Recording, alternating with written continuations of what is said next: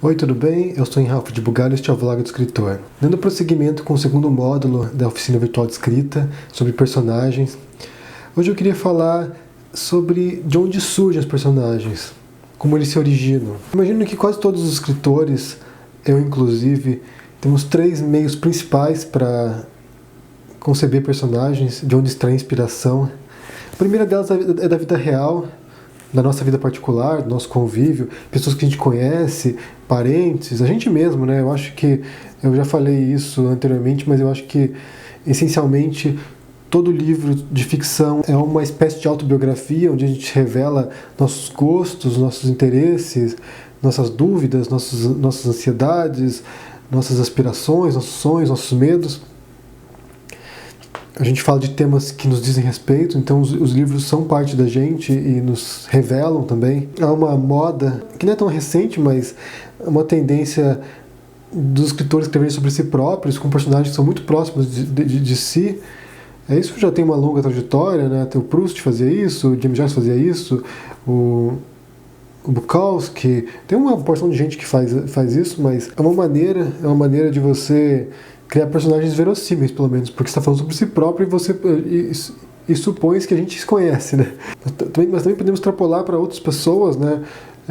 Parentes, amigos. Até um caso recente que causou bastante polêmica, que foi o livro do autor norueguês, o Knausgaard, que ele lançou uma série de livros chamado Minha Luta, no qual ele conta uma boa parte da vida dele, infância, idade adulta, alcoolismo, essas coisas. E ele meio que brigou com certos amigos e certos parentes, porque ele contou coisas bastante constrangedoras sobre essas pessoas e se meteu em problema, né? Bem, essa é a primeira fonte de inspiração, a nossa vida pessoal, nosso ciclo de relacionamentos. A segunda fonte de inspiração são desconhecidos, são pessoas que a gente observa na rua, a conversa que a gente ouve no metrô, no ônibus, no avião, são histórias que a gente lê no jornal, histórias reais que a gente lê no jornal, nas revistas, né? Então, uma segunda fonte de inspiração é imaginar como é a vida do outro que a gente não conhece.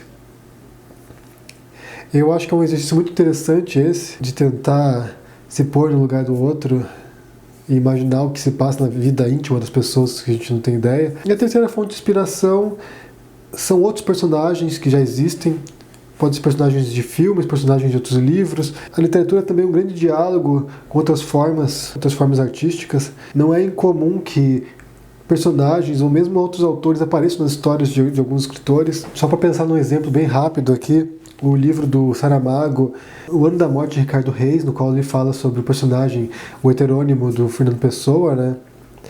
Mas isso não é incomum, é bem comum, na verdade, ver autores se apropriando de outros personagens, ou parte de outros personagens, detetives que são inspirados em outros detetives famosos, por exemplo, o Sherlock Holmes, que é um personagem bastante icônico e que serviu de inspiração para um monte de personagens posteriormente, ou o Auguste Dupin, do Edgar Allan Poe, que serviu de inspiração para vários detetives depois também.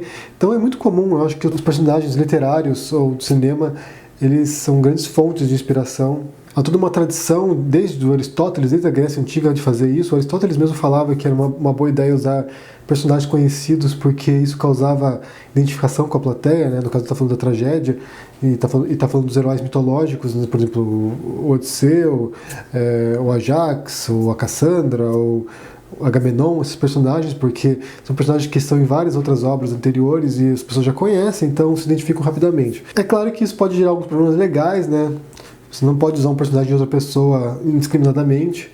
Alguns personagens estão em domínio público, como o caso de Sherlock Holmes. Você pode escrever um conto sobre Sherlock Holmes se quiser, mas você não pode escrever um conto sobre o Harry Potter. Você pode ter problemas. Mas de qualquer maneira, você pode se inspirar nos atributos ou nas histórias dos personagens para escrever sua própria história. Então, como eu disse, são três métodos principais, que é a nossa vida pessoal, pessoas desconhecidas e outros personagens que já existem, seja no cinema, seja nos quadrinhos, seja na literatura. Por isso, né, essa semana o que eu vou pedir para vocês é um exercício de campo, eu vou pedir para vocês observarem o mundo ao redor de vocês para criarem três personagens diferentes. São trechos breves também, você pode fazer um trecho de uma historinha, você pode fazer uma micro história se quiser, uma história breve, ou fragmentos de uma história, com 3 personagens diferentes. Um personagem da sua vida pessoal, que pode ser você, ou pode ser alguém que você conheça, próximo de você, algum parente. Depois, o segundo personagem de um desconhecido. Aí você pode procurar uma pessoa aleatória na rua, ou ver alguém no metrô, ou ver alguém numa loja, ou na faculdade, onde você frequentar, você pode observar alguém ali fazendo alguma coisa e tentar imaginar a história dessa pessoa. E o terceiro personagem é que vocês criam inspirado em algum personagem que já exista no cinema, na literatura, o Indiana Jones, o Batman, sei lá, algum personagem já existente, mas não fazer o personagem igual, né? Quero que vocês só se inspirem neles. E escreva três trechinhos breves ali, talvez 2 ou 3 parágrafos para cada um desses personagens. E na quinta-feira vocês apresentam aqui nesse vídeo mesmo, no comentário aqui desse vídeo, para crítica. Essa semana eu não vou fazer um vídeo na quarta-feira, porque eu vou viajar, eu vou cobrir a feira de Londres.